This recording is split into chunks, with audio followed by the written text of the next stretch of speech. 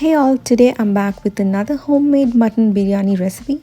Mutton means goat meat, and this process that I'm making today is made up of pakki goat meat biryani. That means the mutton and the rice are pre-cooked before making it into the layers for biryani.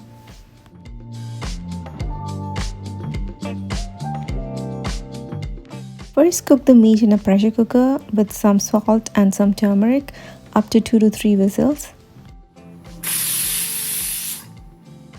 And if you want your biryani to taste like restaurant style, the most important thing is to soak your rice for at least 20 minutes. More time is always welcome, and always choose long grain basmati rice for biryani.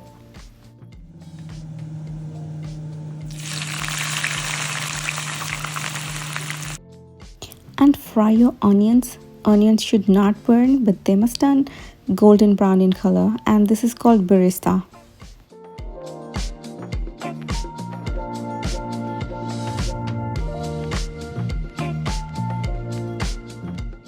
Now let's make the sauce for the mutton gravy.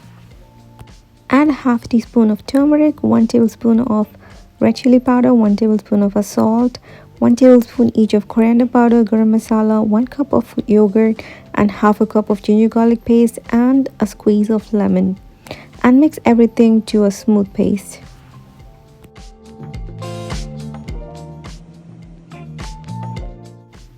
Now take a heavy bottom pan, add leftover oil from frying the onions, add some cinnamon cloves, green cardamom, and 2 to 3 green chilies and some onions cut in juliennes, and fry till the onions turn golden brown.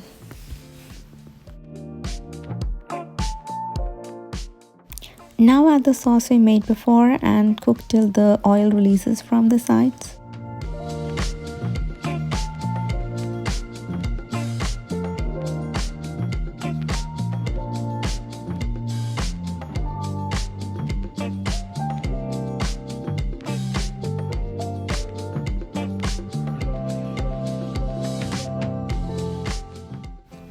Now add tomatoes cut in big chunks or cubes and half a cup of cream, and cook till the gravy releases oils from the sides.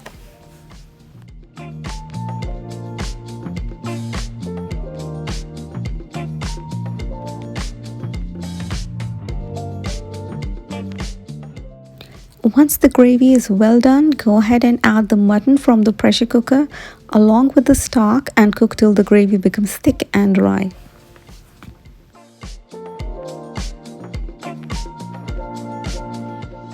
Add some saffron to some hot milk because it takes some time for it to release the color. To cook the rice, add whole spices to the water along with some oil and salt, and bring it to boil, and then add the pre-soaked rice and power cook it.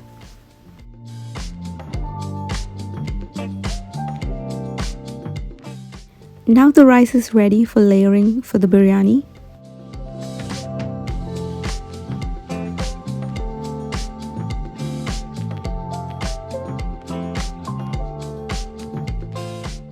Now you can see the gravy is ready to have and is ready for layering with aromatic basmati rice. Now I'm going to take out half of the meat into a separate bowl and rearrange the rest of the meat and start layering with rice. Now, how to nail this layering technique? Spread the meat evenly and then add rice, mint, cilantro, barista or fried onions, garam masala, ghee, and saffron milk as shown. Keep repeating with the rice and meat. I used to layer this without adding garam masala on the rice. Do this one step of adding garam masala on your rice. This is going to take your biryani to next level, and it's going to taste exactly like restaurant style. Now we will keep this to cook under dum. That means we will lock with a tight lid and seal every corner for it to cook under low heat for at least 20 minutes.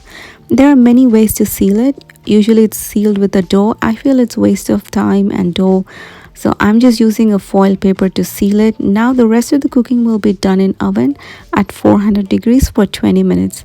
If you don't have an oven, continue cooking it under a low heat for 20 minutes. Make sure that you're using a heavy bottom pan or your lowermost layer will burn and all your hard work will be wasted. And after 20 minutes, turn off the heat and leave it for another 10 minutes before opening it. Finally, now it's the most exciting step is to dig into that biryani.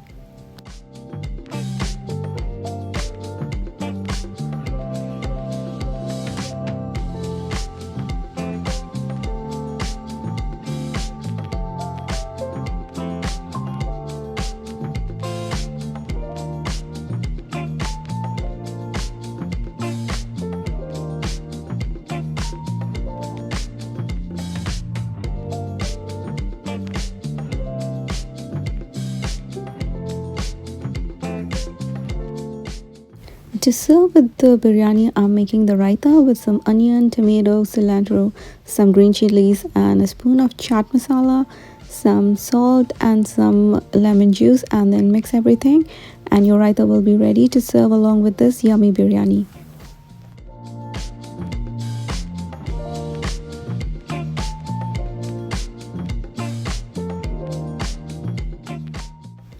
And here we are plating that beautiful yummy biryani on the plate. Now you can see the ideal biryani rice is, you can see all the grains are separate and long, and they are long enough, and that's because we soak the rice in the water before making the biryani. And you will see three types of rice.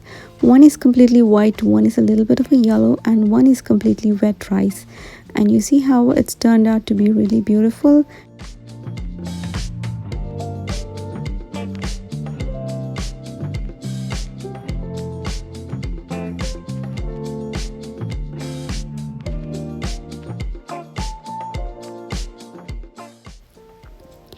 Now I'm gonna just show you the meat, how it's cooked. You can see how it's pink inside and it's just separating from the bone so easily. That's how the ideal meat should be cooked on a biryani.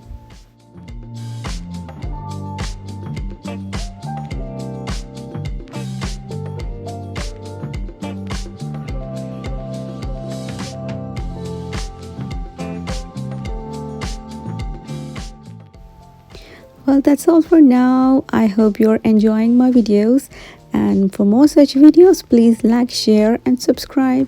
Thank you.